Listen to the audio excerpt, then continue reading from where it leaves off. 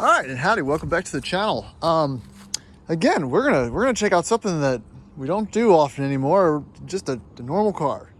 So this is a normal car. This is a used W203 Mercedes C280 sedan, and this is a car that I'm excited about because it really reminds me kind of what excites me about having access and driving a variety of different cars over the past 15, 16 years of my driving, I guess, career, we could say. It's stuff like this that really kind of changes your perspective on what a good or a bad car, or what you like and what you don't like.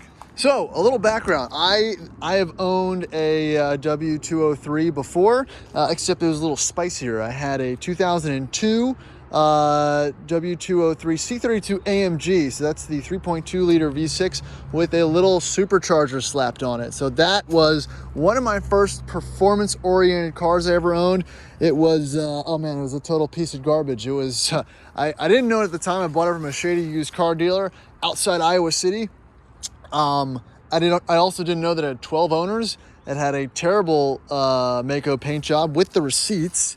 It had 4 bad tires, 4 bent rims, and 1 completely screwed up control arm. And I drove that car like that for way too long before I realized what was the actual issues with it, and actually drove it back from Iowa City all the way to Pennsylvania. So I had a lot of seat time in the car. I drove it all over the place, and then I traded it in for $1,000 with only 130,000 miles, which in the back in the day I felt was a lot, to buy a 2008 E550 4MATIC. So that was an interesting car too. But again, a little bit of background on this. But in that time period, I kind of fell in love with this 203 chassis. So obviously this one's a little bit different. This one has the 2.8 liter V6. It's good for about 230 horsepower, which really isn't too bad.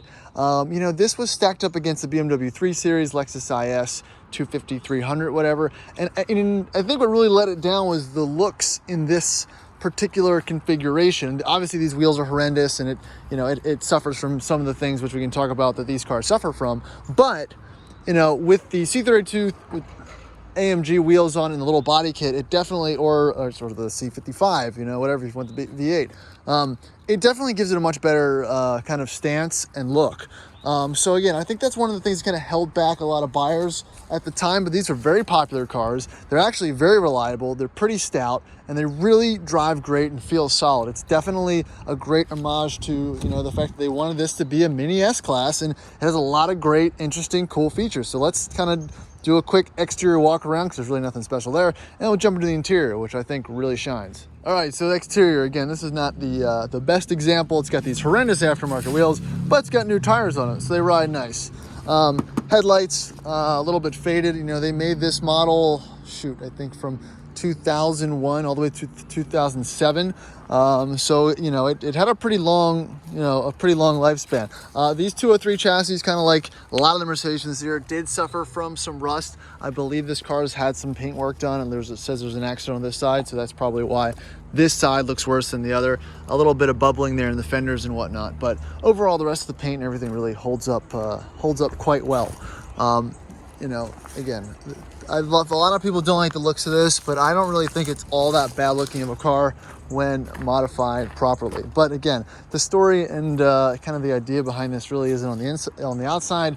I think the inside is where it shines. All right, so jumping into it, first thing you'll notice, that door handle, it feels great. It's solid, has a good close, it's very quick, and then kind of the same thing on the inside.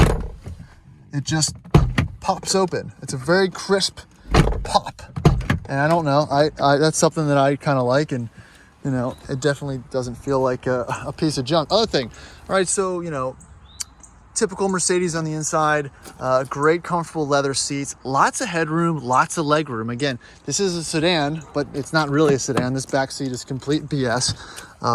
I don't fit in it. I don't even think a child could fit in it, but it's basically a coupe. It probably almost rides on the same chassis. I'm not sure about that, but you can maybe fit a couple half-sized adults back there. But yeah, on the inside, it has the updated interior, which I think started in 2005, 2006. A lot of interesting, nice, luxury, well-appointed features. Uh-huh. You've got heated seats, traction control locks, like Mercedes and BMWs. You got the button that'll drop the headrest down if they're up. Integrated telephone. You might have had Bluetooth connectability in this. I know it was kind of hit or miss back in the day. 7-speed automatic transmission, which is interesting. Went from a 5 to a 7. I know that the one that I had the 722.6 transmission, but that was the heavy duty 5-speed, which was cool. This one probably just is a normal torque converter Mercedes. I don't know the number, whatever that one was, but yeah, some decent features. All the materials feel nice. Nothing's really faded. It's all held up well. The steering wheel feels nice and fat. The dash is solid, soft touch plastics. Everything has a nice feel, a nice click to it. Nothing feels too flimsy. The shifter gate, typical Mercedes. Wood, leather. Again, it all feels good. It all feels pretty solid. Unfortunately, it looks like these handles have popped out over the years, but headliner holds up well, and everything. It feels, it feels substantial. And when you're sitting in this, again, I'm 6'1", 6'2", depending on the day. It really is a great driving position. You know what I mean? It's not, the seats don't hug you kind of like a 3 Series, but let's, when we get on the road, I'll kind of go through my driving impressions as well, because I think this car drives great and it doesn't feel like a heavy, tank-like Mercedes. It does, but it also, I think it feels pretty sporty, which is not something that these cars are really known for, which is something Mercedes kind of started shifting. This is the beginning of that transition, right? From the next body style kind of into the more hardcore, less luxury-oriented, more mainstream Mercedes. So that's my take on the interior. Again, I think it's nice. Has all the fun stuff. Rear shade. Does that work? I don't know. We'll see. Let me turn it on. Woo! Yeah, fancy stuff. Let's see if it clicks a lot. Sometimes. Nice.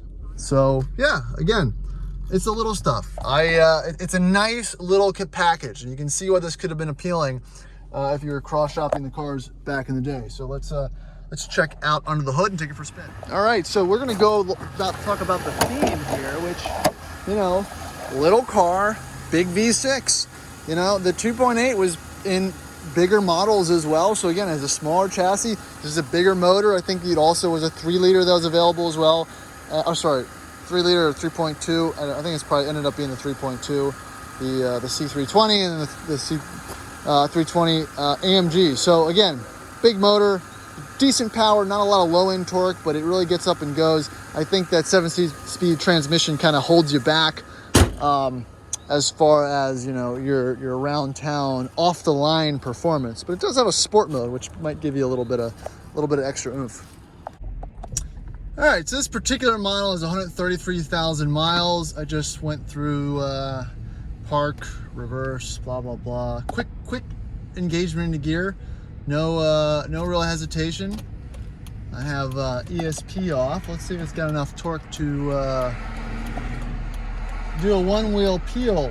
But when I heard this car was coming in inventory, I was immediately, I guess I wouldn't say excited, but I was interested to see if my driving impressions that I had 5 years ago when I owned one of these would still be true, in a less more of a base model.